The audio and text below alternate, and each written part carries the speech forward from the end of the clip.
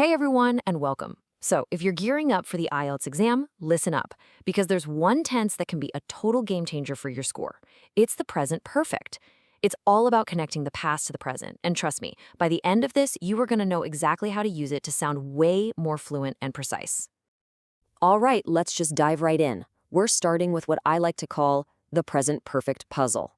For so many English learners, this tense is a real head-scratcher. It feels exactly like a tricky puzzle.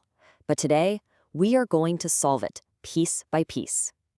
So let me ask you something. Have you ever just stopped mid-sentence, wondering which one of these is right? I saw that movie, or I have seen that movie. It's probably one of the most common mix-ups in English, but the difference? It's actually pretty simple and incredibly powerful once you nail it. So how do we crack this thing open?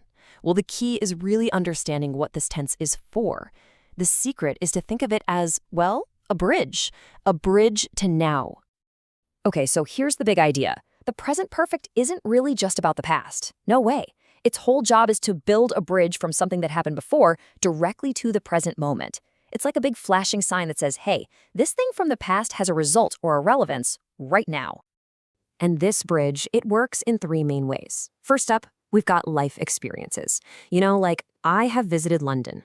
It doesn't matter when, the experience is part of who you are now. Second, for unfinished stuff, like they have lived here for 5 years. It started back then, and guess what? It's still true today.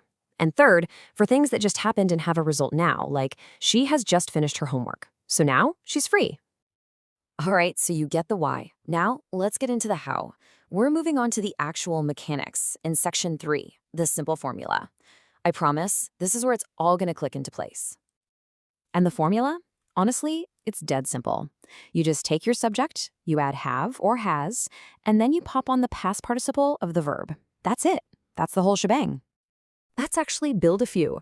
So you take I, you add have, and the participle, eaten. Boom, I have eaten. For someone like he, it switches to has. So he has worked. And for a group, they, we're back to have. They have studied. See? It's a really consistent pattern. Okay, so you've got the formula down. But, and this is a big but, this is where so many people fall into a super common trap. So let's just tackle it head on right now in section 4, the past tense trap. So it all comes down to this. We are right back at our original question. What is the real functional difference between saying I have seen that movie and I saw that movie? Okay, this is the absolute key.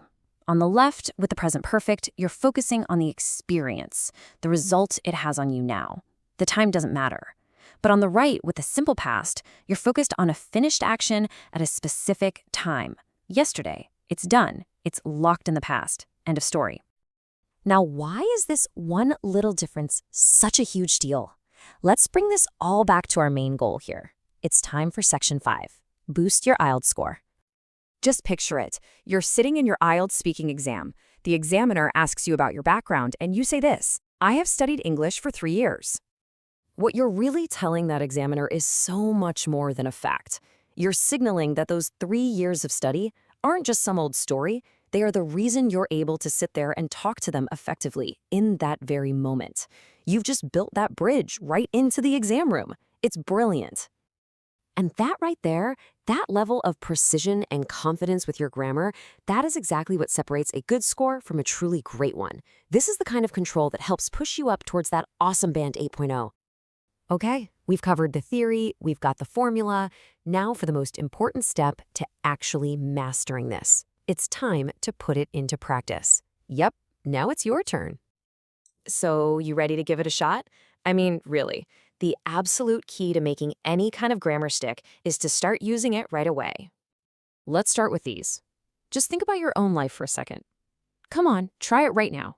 What's something you have learned recently? Think of a food she has never eaten. What's something your friends or family have just finished doing? Go ahead, try to finish those sentences in your head. And to bring it all home, I'm going to leave you with one last thing to think about. Forget the exam for a minute. Just think about you, your progress in life. What is one achievement that you have unlocked recently? If you can answer that question for yourself, then you, my friend, have already started to master the present perfect.